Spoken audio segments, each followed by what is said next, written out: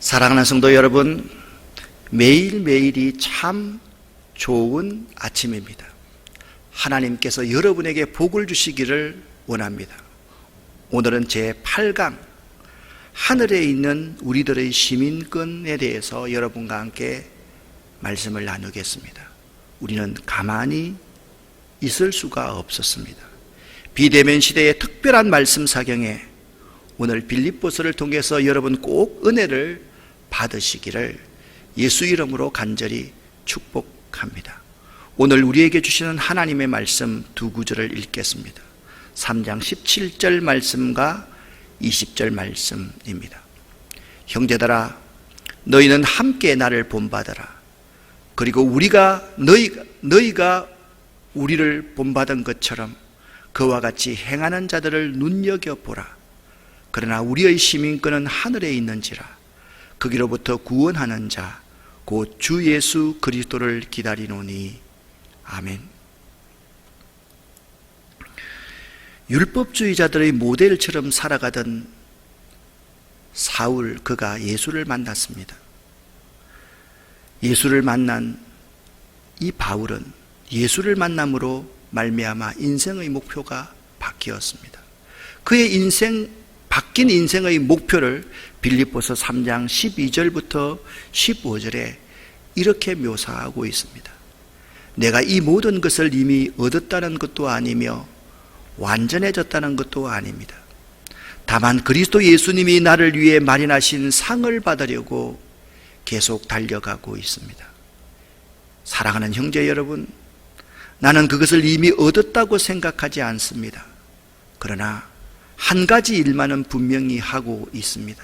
즉 뒤에 있는 것은 잊어버리고 앞에 있는 것을 잡으려고 그리스도 예수님 안에서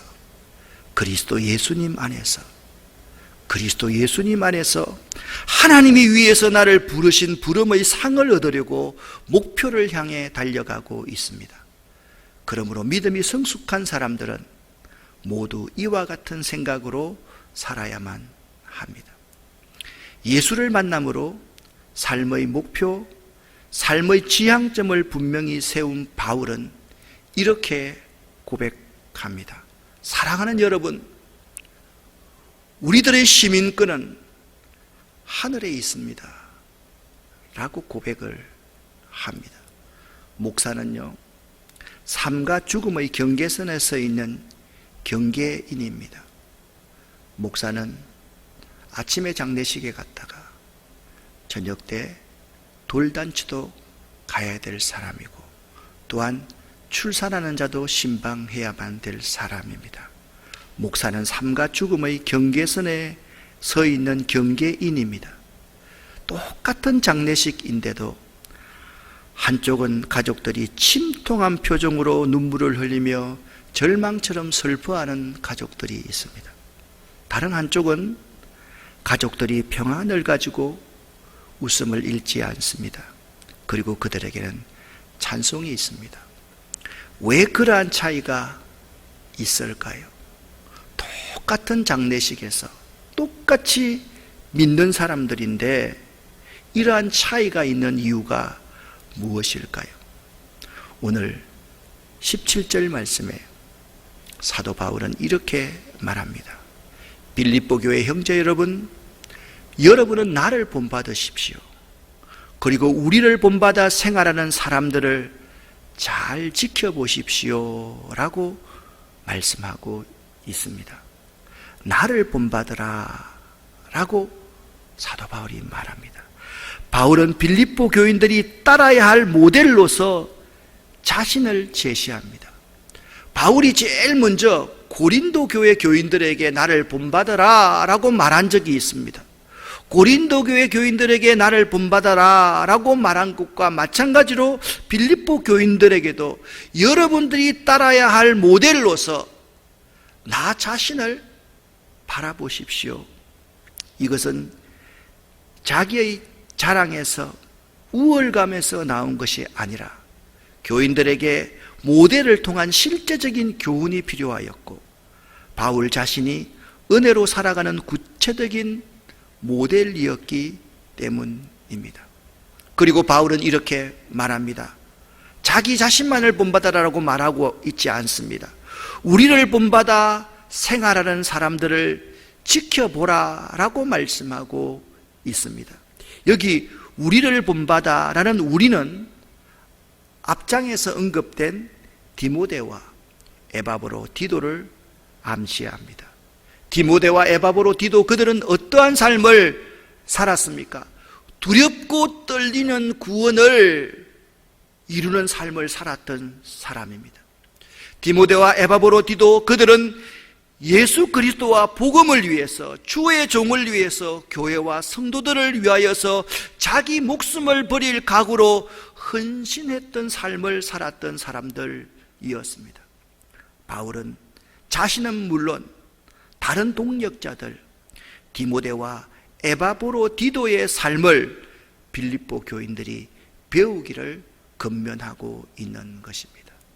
사랑하는 여러분, 바울처럼 나를 본받으라 라고 말할 수 있어야만 합니다.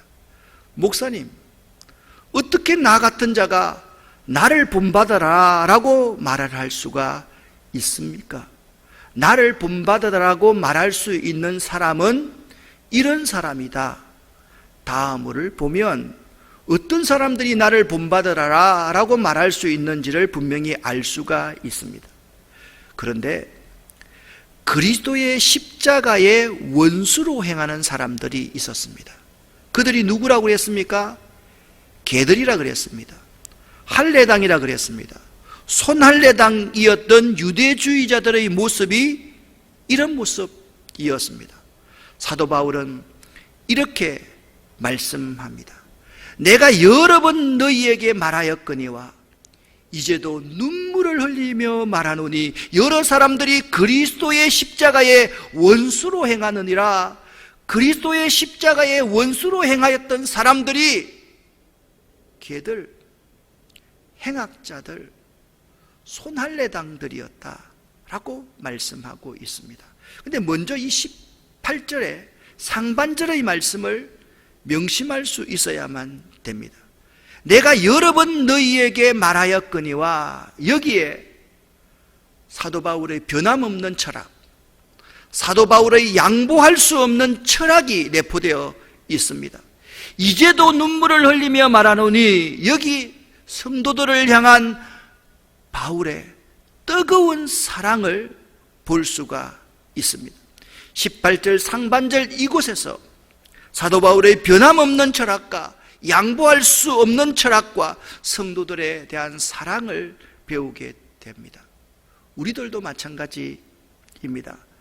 양보할 수 없는 것이 있습니다. 이것을 본질이라 이야기를 합니다. 본질은 결코 양보할 수가 없습니다. 예수 그리스도의 복음, 예수 그리스도의 십자가와 부활, 이것은 우리가 결코 양보할 수 없는 것입니다. 그리고 사랑, 이것도 우리가 양보할 수 없고 포기할 수 없습니다. 어떠한 대가를 치르더라도 우리는 사랑할 수 있어야만 됩니다. 18절 말씀 다시 한번 보면 내가 여러 번 너희에게 말하였거니와, 이 속에 사도 바울의 철학이 들어 있습니다. 은혜로 말미암는 구원, 십자가로 말미암는 구원, 이것은 여러 번 반복해서 말할 정도로 내가 양보할 수 없는 것이야. 이제도 눈물을 흘리며 말하노니, 빌립보 성도들을 향한 바울의 뜨거운 사랑, 깊은 사랑을 배울 수가 있는 것입니다. 여기 이렇게 말합니다. 그리스도의 십자가의 원수로 행하는 자들이 있다, 그렇게 말씀합니다. 그리스도 십자가의 원수로 행하는 자들은 어떤 자들입니까? 그리스도 예수의 구속의 은혜를 부정하고 그리스도인의 자유를 왜곡합니다. 무슨 말씀입니까? 이미 우리가 구원을 받았기 때문에 어렵고 거룩한 삶 살 필요 없어요. 그냥 적당히 죄짓고 나쁜 짓해도 이미 구원받았어요 라는 이러한 사람들이 그 가운데 있었다라는 것입니다. 방종을 일삼는 사람들을 말을 합니다. 다시 한번 여러분 잘 생각해 볼 수 있기를 바랍니다. 그리스도 십자가의 원수로 행하는 자들은 은혜로 말미암는 구원을 부정합니다. 그리스도인들이 마땅히 살아야 될 거룩하고 신실한 삶을 부정하는 자들, 내가 그런 사람이 아니라고 한다면 여러분 나를 본받으십시오 라고 이야기할 수 있다. 그렇게 사도 바울은 말하고 있는 것입니다. 우리들 가운데도 그리스도 십자가의 원수로 행하는 이러한 사람들이 있을 수가 있습니다. 믿음도 없으면서 비판만 하고, 대안도 없으면서 비판만 하고, 자기는 신앙생활 잘하지 않으면서 다른 사람 비판만 하는 사람, 이런 사람은 그리스도 십자가의 원수로 행하는 사람들일 수가 있습니다. 자기가 옳은 대로 행동하면서 자신의 행동을 합리화하는 사람이 그리스도의 십자가의 원수로 행하는 사람일 수 있다라는 말씀입니다. 오늘 성경 말씀에 보면 그리스도의 십자가의 원수로 행하는 사람들의 특성이 있습니다. 어떤 특성이 있습니까? 그들의 마지막은 멸망입니다. 그들은 마지막은 죽음입니다. 패망입니다. 파멸입니다. 그런데 그들은 세 가지의 특징을 가지고 있습니다. 육체의 욕망을 자기의 신으로 하나님으로 삼는 사람입니다. 부끄러움을 되려 영광으로 아는 사람입니다. 세상적인 일만 생각하는 사람들입니다. 오늘 저희의 마침은 멸망이요, 이 멸망에 해당하는 헬라어 아플레이아라는 말은 구원과 반대되는 개념이 멸망 아플레이아라는 말입니다. 그러니까 그들의 마지막은 구원받지 못하고 멸망받는 것이다, 지옥 가는 것이다, 그렇게 말씀하고 있는 것입니다. 저희는 육체의 욕망을 자기의 신으로 삼는 사람이다. 그러니까 쾌락주의자들 가리키는 표현입니다. 육체의 정욕대로 사는 사회, 그 사람들을 가리키는 것입니다.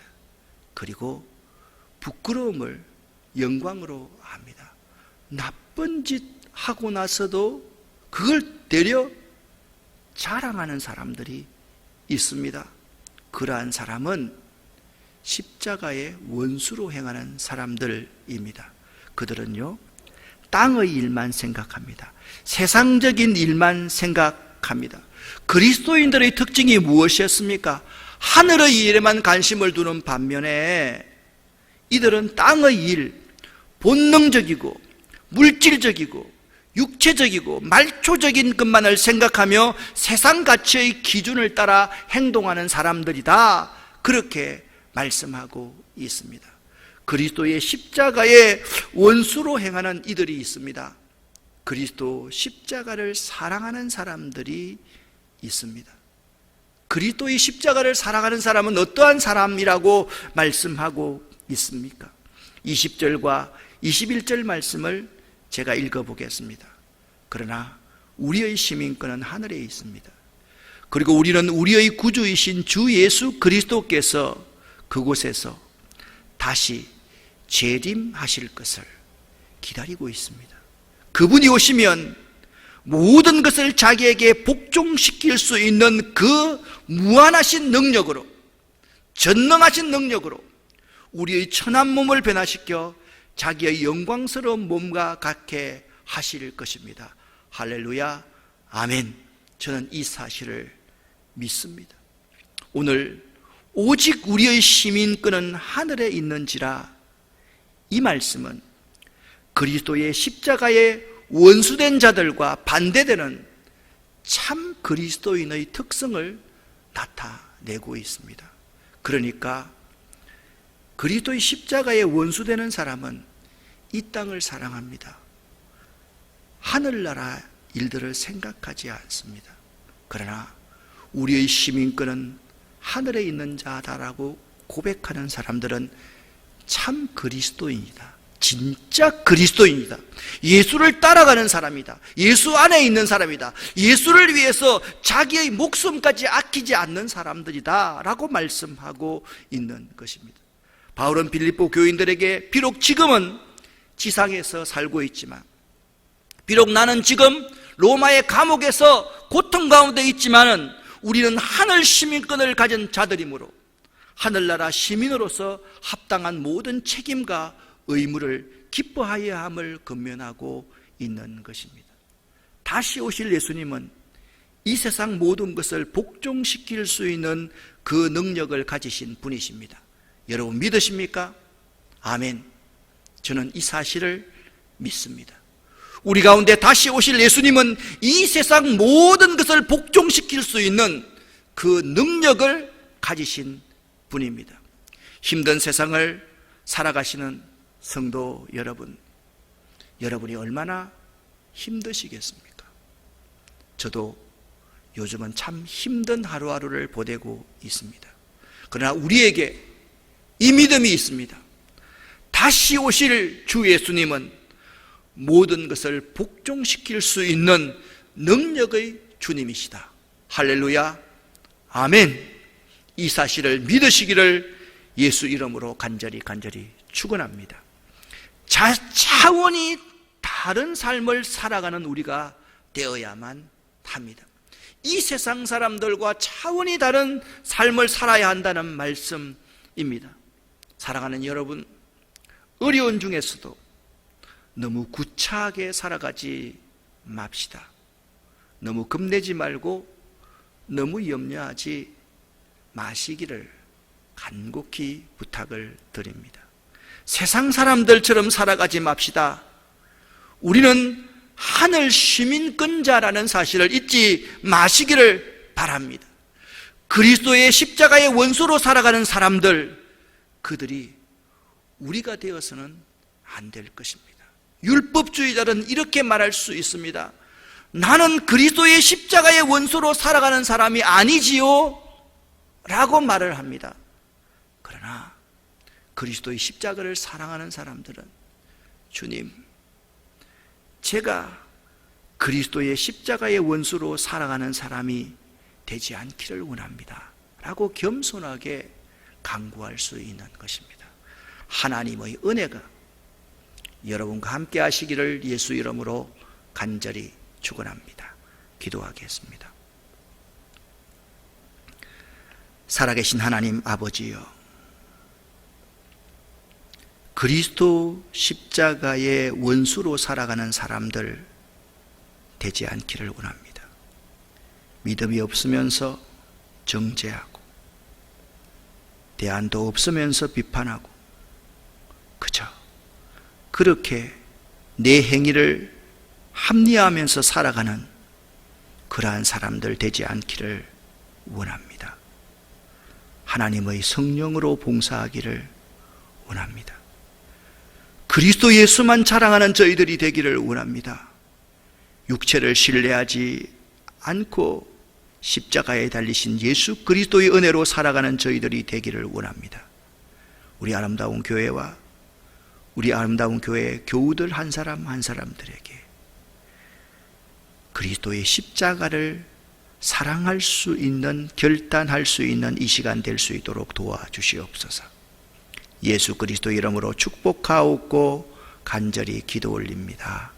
아멘.